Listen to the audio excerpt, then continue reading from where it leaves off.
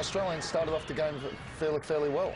Well, here's that goal, this is the goal from Egypt, and we really were under the pump here. That's where we fall asleep. We didn't react to that loose ball. And we normally scramble well in those situations, and if you get that half chance to save the day, we do. But that time we got caught a little bit, perhaps, watching the play unfolding and perhaps thinking that this guy was going to score. But Wilkshire did a wonderful job to tackle, but then he'll be disappointed that no one else was following up, really. So, I mean, Lucas Neal perhaps a little bit guilty of ball watching there, not really getting to the second man who was the ultimate goal scorer. Yeah, it's just this next ball that they pounce on, we didn't react to. I mean, it was a lovely little bit of work out of midfield, really. The wall pass, which we always talk about, is so difficult to defend against, but I think once we got that second up and put another sort of bit of information in the coach's head to say, yes, they can contribute. All right, it is time now to head back to Cairo for the second half with your commentators Simon Hill and Andy Harper. Thanks very much, guys. Just watching a replay of the goal that divides the two teams at the moment. Came in the 29th minute, courtesy of Ahmed Abdul Zaher. And Egypt have been pretty good value for the most part. Tim Cahill will perhaps think otherwise. Had a very good opportunity. Just on those possible changes, we're not quite sure whether Michael Thwaite is fit to play in this game. He's been carrying that ankle injury that he picked up playing for the Gold Coast against Sydney. So we'll see what happens. It's Australia gets us back underway at the start of this second period, and there is still hope for the green and golds. However confident and assured the Egyptians looked, they have copped 8 goals in the last 4 internationals. So perhaps the defence is not quite as watertight as Hassan Shaherta would like, Andy Harper.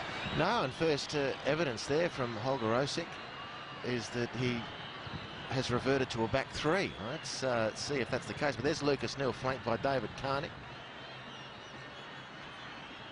On the left-hand side, Ogdanovsky in there as well. Australia really haven't come to terms with this football match. It's very wanton in possession. Now, I think this will be the largest point of concern for Holger Osik. It's just a matter of holding on if you continue to turn the ball over. Beautifully measured pass, and they could be in for a second here. They've scored a second, and it's his first touch on the park. Would you believe it? It's Ghedo, and it's 2-0 for the Pharaohs. What an introduction. Mohamed Zidane, the architect, with the defence-splitting pass. El Mohammadi with the delivery, and Ghedo with the finish. The 3 substitutes combined, and the coach is a genius. Well, as Hassan Shaherta rings the changes, Australia squander possession and fall on their own sword. It's been a very sloppy performance from the national team when in possession of the ball. Down the left-hand side, Carney forced to turn and chase. It's a delightful ball, really. It's that difficult one for defenders. Damage done here. From this point on, you'd had to back Egypt in, because that curling cross away from the goalkeeper, in between he and Lucas Neal, who's retreating, and Ghedo just too quick. And the 2-goal deficit, you'd have to say, is a fair representation of the football we've watched. Australia struggled. They haven't been themselves. They've been sloppy in possession. They've been slower to the punch, second to the second ball, and Egypt flying high. So Grandpa on the score sheet. And Egypt, in this game at least, certainly the daddy at the moment.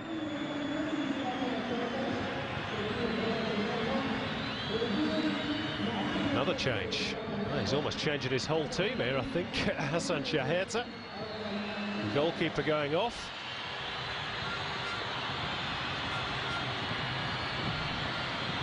And he's replaced by Mohamed Sobhay, who's the goalkeeper for Ismaili. Winning just his 5th cap. There was a slight injury over Wahid, so maybe that's why the change has been made. He's handed the captain's armband over as well. I think that's changed hands on 3 occasions tonight.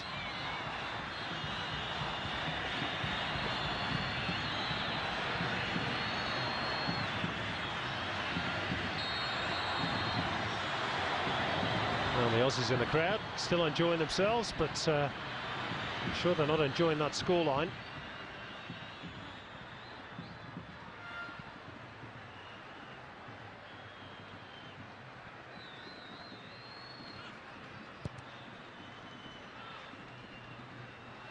Now maybe a chance for Brett Holman. Can he dig it out?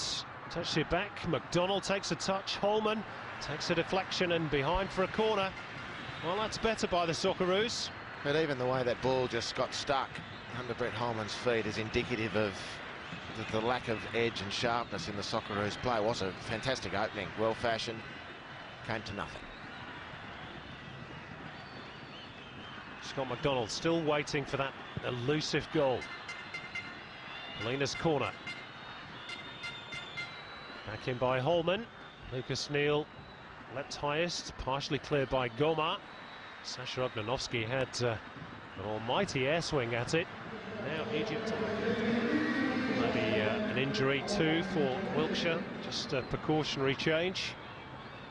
Otherwise can't see too much value in giving Carl Valeri a couple of minutes off the bench. Well, he's not playing for his club side, Sassuolo, still. What's the referee awarding here? Penalty. Penalty. Lucas Neal, the judge, to have pushed in the back. Well, everybody stopped. For a moment, I thought that was going to be a flag for offside, but no, it is a penalty kick late on. Egypt have the opportunity to make their winning margin even more emphatic, and Lucas Neal has picked up a yellow card for arguing. This will tell us a little more. They're very close to offside in the first instance.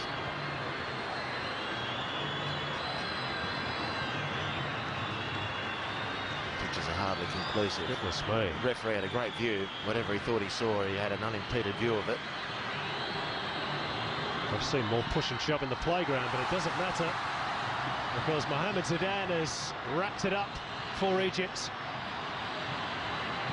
3-0, and the margin of victory will be emphatic in Cairo. Well, there might be some discussion about the nature of the third goal. There can't be a lot of question marks about the scoreline.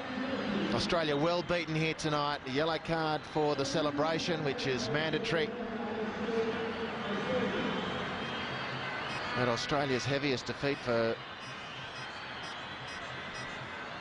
And if we're going to be pernickety about the rules, Harps, there are about 8 players inside the penalty box before that kick was taken, but there you go. Well, they're moot points. Australia well beaten tonight. 3-goal margin I don't think is unreasonable, notwithstanding the fact this was a pretty questionable call.